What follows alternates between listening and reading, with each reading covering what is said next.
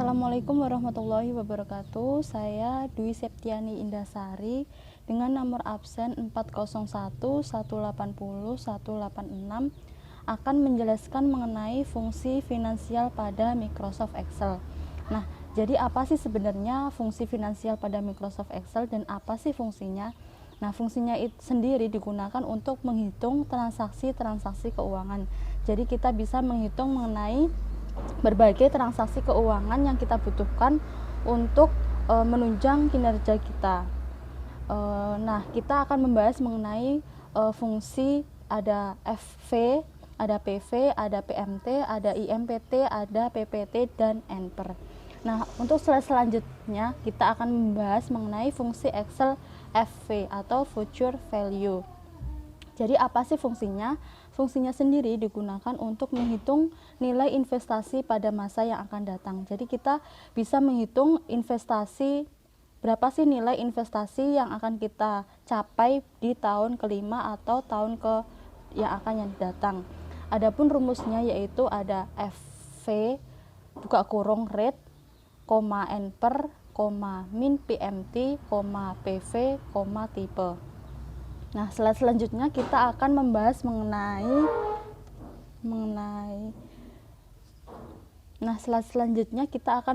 mengenai PV atau present value. Present value sendiri digunakan untuk menghitung nilai investasi atau aset pada saat ini. Jadi kita bisa mengira-ngirakan berapa sih nilai aset kita pada tahun ini dan apa langkah selanjutnya akan kita lakukan. Nah, itu kita bisa menggunakan rumus PV buka kurung rate, NPER, PMT, min FV, type. Selanjutnya kita akan membahas mengenai fungsi Excel PMT atau Periodic Payment for an Annuity. Fungsi ini digunakan untuk pembayaran angsuran secara anuitas atau angsuran tetap setiap periode pembayarannya. Jadi kita bisa mengira-ngirakan nih berapa sih pembayaran yang harus kita bayarkan pada bulan ini atau tahun depan atau tahun kedua atau tahun ketiga. Jadi kita bisa mengira-ngirakan berapa sih pembayaran yang akan kita keluarkan. Adapun rumusnya yaitu PMT buka kurung rate, NPER, min PV, FV, tipe. Selanjutnya kita akan membahas mengenai fungsi Excel IMPT. Jadi IMPT ini digunakan untuk menghitung bunga angsuran yang akan kita bayarkan. Adapun rumusnya itu IMPT buka kurung rate, PER, NPER, min PV, FV, type. Nah, untuk slide selanjutnya kita akan membahas mengenai PPMT.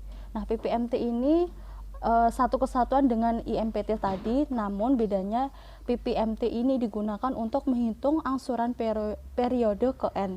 Jadi kita bisa mengira-ngirakan angsuran periode tahun ke-2 atau tahun ketiga. Jadi kita bisa mengira-ngirakan berapa sih angsuran yang akan kita bayarkan pada tahun ketiga atau tahun kelima.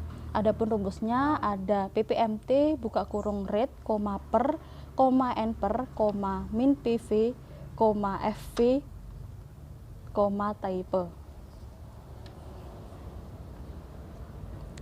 Selanjutnya kita akan membahas mengenai fungsi Excel NPER.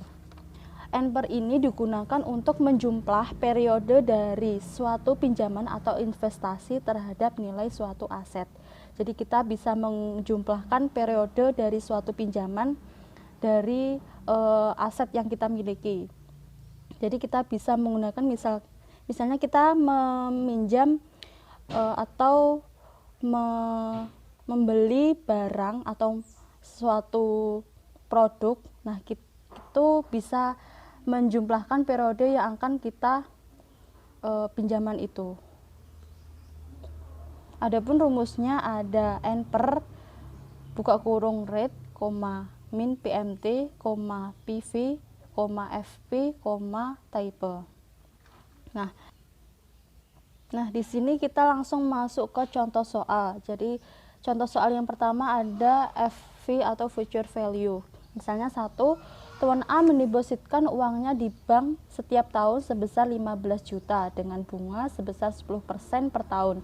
Jadi berapa uang yang didapatkan Tuan A pada 5 tahun yang akan datang. Jadi ketahui rate-nya 10% itu bunganya per tahun. Terus ada NPER itu keinginan kita mengetahui besaran uang yang kita depositokan. Misalnya kita ingin mengetahui deposito kita setelah 3 tahun atau 5 tahun, itu maksudnya NPER. Dan juga ada PMT, itu besaran deposito setiap tahunnya, itu ada 15 juta. Adapun rumusnya itu FV buka kurung rate, NPER, min PMT, PV, dan type. Langsung kita buka kolom, itu ada rate 10%, NPER 5 tahun tadi, terus ada PMT 15 juta, langsung rumusnya itu sama dengan FP buka kurung. Kalau masuknya rate-nya itu kan C816-nya, kita klik C16. Ada juga yang di Excel itu menggunakan koma atau titik koma, jadi tergantung masing-masing laptop. Kalau di laptop saya itu menggunakan titik koma, jadi kita bisa menggunakan titik koma. Terus masukkan NPER-nya kan tadi 5 tahun berada di C17, jadi kita klik C17, titik koma ada min PMT. Nah, min PMT-nya itu kita masukkan yang 15 juta. Jadi kalau di laptop saya ini masuknya di C18 tutup kurung enter. Kemudian didapatkan hasil, ternyata PV-nya itu sebesar 91.576.500. Jadi total uang yang didapatkan oleh Tuan A setelah 5 tahun itu ada 91.576.500. Baik, di sini saya akan melanjutkan mengenai contoh soal PV atau present value. Di sini saya mengambil contoh Tuan A mendepositkan uangnya di bank setiap tahun sebesar 10 juta dengan bunga sebesar 10% per tahun. Nah, setelah 4 tahun Tuan A berharap uangnya menjadi 65 juta. Jadi berapa sih saldo awal yang harus ada di rekeningnya Tuan A? Diketahuinya rate 10% itu bunganya, NPER 4 tahun itu Tuan A berharapnya setelah 4 tahun. Terus ada PMT itu deposito awalnya 10 juta dan ada FV itu 65 juta. Rumusnya sama dengan PV buka kurung rate, NPER, PMT, min FV. Langsung kita buat ke Excel, kita buat kolom terlebih dahulu untuk mempermudah kita memasukkan data. Jadi langsung kita masukkan rumus sama dengan PV buka kurung C18 itu rate-nya, terus C19 itu NPER-nya, C20 itu PMT-nya, terus kemudian ada min C21 itu FV-nya, dan didapatkan hasil sebesar 12.697.220. Jadi present value atau saldo awal yang harus dimiliki oleh Tuan A itu sebesar 12.697.220. Selanjutnya contoh soal mengenai PMT. Nah, di sini saya mengambil contoh Tuan A membeli mobil untuk menunjang kinerja di kantor dengan harga 70 juta rupiah dengan bunga sebesar 7% per tahun, dan Tuan A ini akan mengangsur selama 3 tahun. Jadi Tuan A membayar angsuran secara tetap. Nah, berapa besar angsurannya? Diketahuinya PV itu harga mobilnya 70 juta, rate-nya bunganya itu 7% per tahun, dan NPER-nya itu 3 tahun. Langsung masuk ke datanya, kita masukkan sama dengan PMT buka kurung C20 itu rate-nya, C21 itu NPER-nya, min C19 itu PV-nya. Maka didapatkan hasil 26.673.617. Jadi angsuran yang harus dibayarkan oleh Tuan A itu sebesar 26.273.617. Contoh soal selanjutnya mengenai IMPT atau interest payment atau biaya angsuran. Nah, di sini Tuan A membeli mobil untuk menunjang kinerja seharga 70 juta dengan bunga 7% diangsur 3 tahun dan jadi berapa biaya angsurannya pada tahun kedua. Diketahuinya PV 70 juta, rate-nya 7% per tahun, N/nya 3 angsurannya, terus N/nya 2. Per-nya 2. Terus langsung kita masuk ke contoh soal. Langsung ke aplikasi ke Excel, itu sama dengan IMPT buka kurung C20. C20 itu ada rate-nya 7%. Kemudian koma C22 itu ada per-nya 2 tahun. Terus koma C21 itu ada N/nya 3 tahun, koma min C19 itu PV-nya. Maka didapatkan hasil sebesar 3.375.847. Jadi biaya angsuran pada tahun kedua itu sebesar 3.375.847. Selanjutnya contoh soal mengenai PPMT, itu angsuran periode ke N. Contoh soalnya sama seperti yang awal, maka langsung saja masuk ke 70 juta, rate-nya 7%, N/nya 3, per-nya 2. Langsung sama dengan PPMT C18 itu rate-nya, C20 itu per-nya 2 tahun.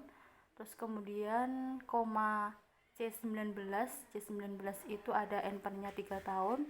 Kemudian min C17 itu PV-nya. Maka didapat hasil 23.297.770. Maka biaya angsuran yang harus dibayarkan oleh Tuan A pada tahun kedua itu sebesar 23.297.770. Nah, masuk contoh soal yang terakhir itu mengenai N/per atau jumlah periode. Jadi di sini kita dapat mengetahui lamanya angsuran atau cicilan kita berapa tahun sampai lunas. Jadi misal kita contoh soal ini, Tuan A membeli mobil seharga 70 juta dengan bunga 7% per tahun, dan Tuan A ini membayar angsuran secara tetap sebesar 20.645.500.